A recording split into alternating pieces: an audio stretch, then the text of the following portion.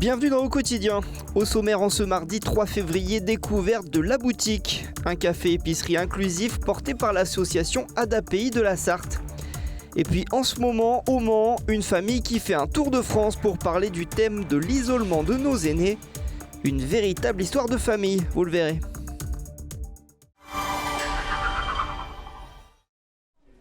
La Boutique, c'est un café-épicerie inclusif et solidaire en plein centre du Mans, rue des Minimes. Un projet porté par l'association ADAPI et les équipes des ESAT qu'elle gère.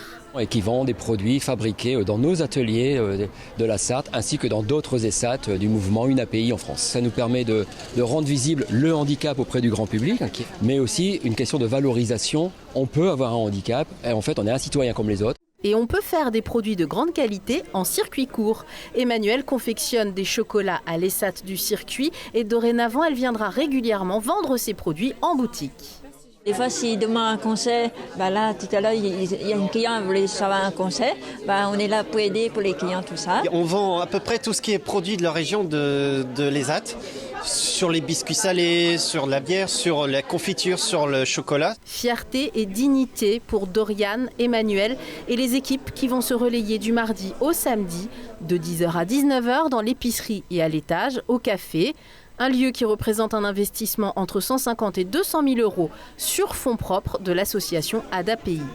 On n'est pas une entreprise, mais on est un ESAT. Et un ESAT se finance en partie avec l'ARS, mais en grosse partie, et c'est le cas de la boutique, elle se finance par rapport aux revenus de ses ventes. Et donc, il nous faut des clients et on espère en avoir beaucoup. Tous les bénéfices seront réinvestis pour continuer d'accompagner les travailleurs des ESAT. Plus qu'une simple boutique, un modèle pour une vision vraiment inclusive de la société. 2 hommes ont été condamnés à 9 mois de prison aménagés en surveillance électronique ce lundi au Mans. Vendredi dernier, alors qu'ils circulaient à bord d'un véhicule, ils ont été contrôlés par la BAC, avenue de Bruxelles. Le conducteur, âgé de 52 ans, roulait sans permis valide, sans assurance et était en possession de cocaïne. Son passager de 32 ans détenait une plaquette de cannabis. Une balance et un couteau ont été retrouvés dans le véhicule lors de la fouille. Sur les bords de Sarthe, leur véhicule ne laisse pas indifférent. Depuis le 1er juillet, cette famille s'est lancée dans un tour de France pour lutter contre l'isolement de nos aînés. La Genèse, en 2017, Fiona prend sa grand-mère centenaire en charge. On m'a annoncé qu'elle en avait pour 1 semaine à vivre. Je l'ai emmenée en camping-car après 6 mois à l'avoir remise sur pied. Et on a fait un tour d'Europe avec ma grand-mère de 15 000 km jusqu'à ses 103 ans, 3 mois et 3 semaines. Elle est décédée le 29 juin 2020 dans son sommeil avec un super sourire et un air épanoui. Un livre et peut-être bientôt un film raconte cette histoire. La famille repart sur les routes en 2022 et 2023, organise plus de 600 conférences à travers la France, puis voyage en Europe pour observer comment fonctionnent nos voisins, avant ce nouveau périple hexagonal pour faire remonter les témoignages au plus haut sommet de l'État. On a été invité à aller à l'Assemblée nationale pour donner un compte-rendu, au Sénat pour faire la même chose. Et théoriquement, on vient d'apprendre que Monsieur le Président voulait nous voir aussi pour un compte-rendu. On est des petits rigolos qui ont un travail qu'on ne devrait pas faire, mais apparemment ça marche, puisqu'on a aidé des milliers de personnes et qu'on nous demande de continuer. Ces prochains mois, la famille va parcourir le pays avec un budget mensuel de 1 045 €, soit le minimum vieillesse. C'est vraiment pour démontrer que c'est pas un sujet d'argent. C'est quand on veut, on peut. Au Mans, plusieurs rencontres et événements sont organisés ces prochains jours. Ce mardi matin, c'était un petit déjeuner avec le Secours catholique. J'avais trouvé ça très très intéressant. J'ai dit oui tout de suite sans demander aux responsables plus haut si j'avais l'autorisation de faire ou pas.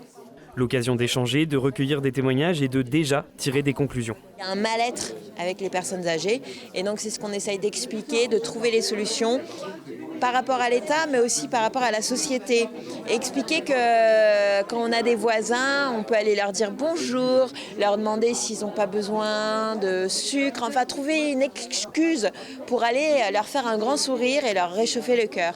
Après un an de périple et d'échanges, la finalité de toutes ces rencontres aura lieu à Paris avec nos décideurs politiques en juin 2026.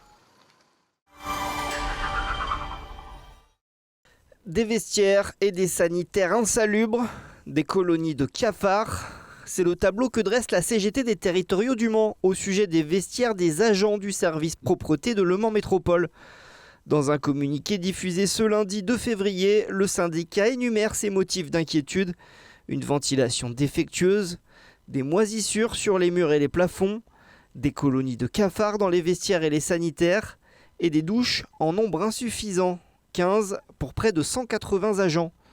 Confrontée à une absence de réponse à ce sujet de la part de Le Mans Métropole, la CGT des Territoriaux du Mans a décidé d'exercer un droit d'alerte pour danger grave et imminent.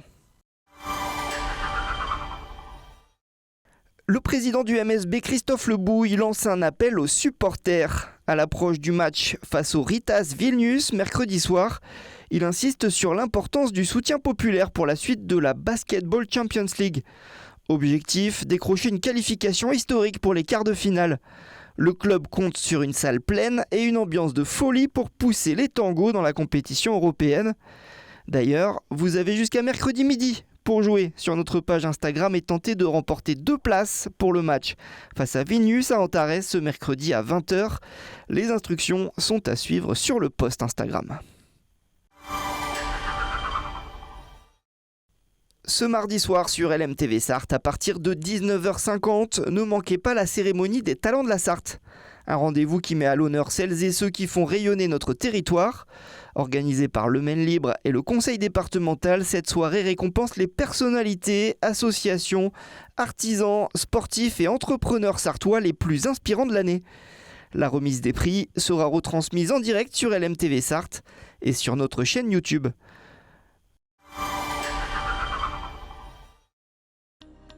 On passe à vos prévisions météo pour ce mercredi 4 février. Attendez-vous à un réveil frais avec des températures entre 2 et 3 degrés le matin.